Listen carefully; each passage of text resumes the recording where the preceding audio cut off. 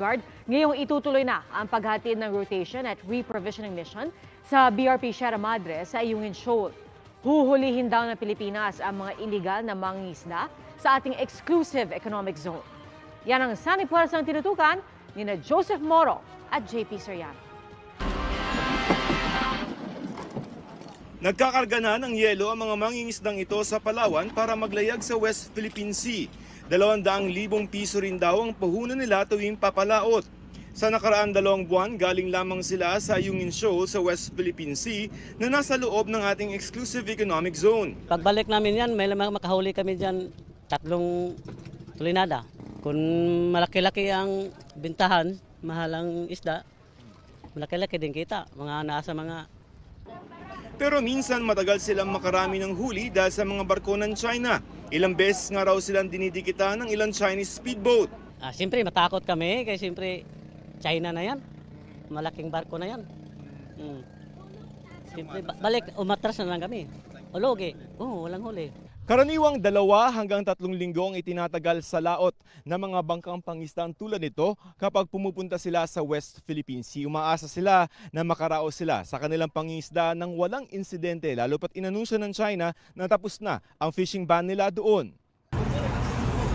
Ang fishing ban ay pinatupad ng China sa South China Sea, inalis na hating gabi ng Miyerkules. Kaya heto at naglayag na ang mga libo-libong fishing vessels mula China na pinangangambang aabot hanggang West Philippine Sea.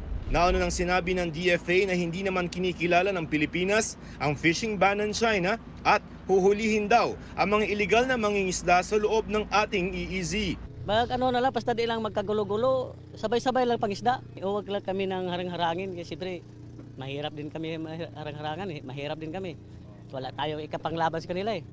Sa ngayon, nakabantay ang PNP Maritime Group. May mga sasakyang pandagat din ng Bureau of Fisheries and Aquatic Resources at Philippine Coast Guard na magsisilbing law enforcers sa West Philippine Sea.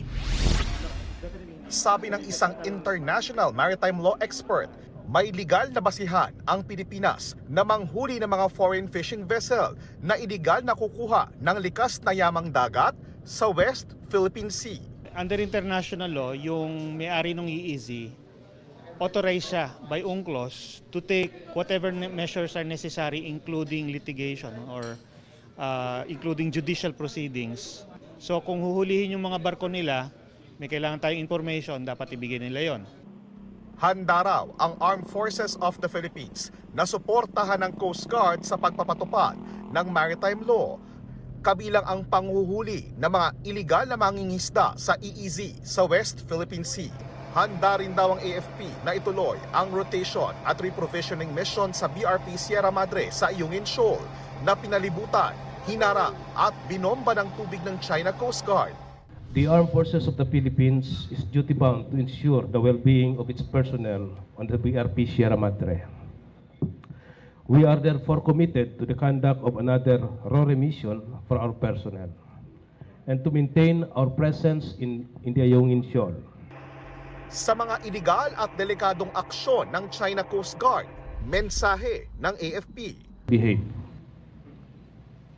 They should not do any action that will endanger people's lives.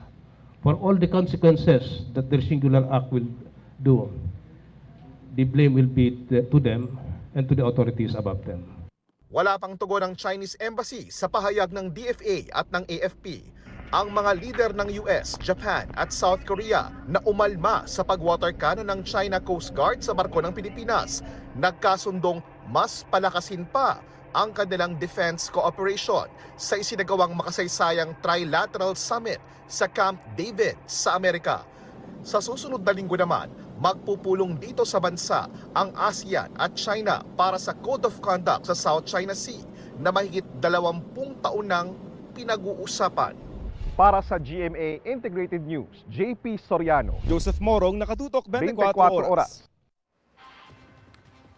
Ayon naman kay Special Envoy to China Teodoro Locsin Jr., may karapatan ng Pilipinas na hindi kilalanin ang fishing ban ng China. At kahit walang sariling fishing ban ng Pilipinas sa ating katubigan, hindi pa rin daw dapat maglayag dito ang kahit anong bansa.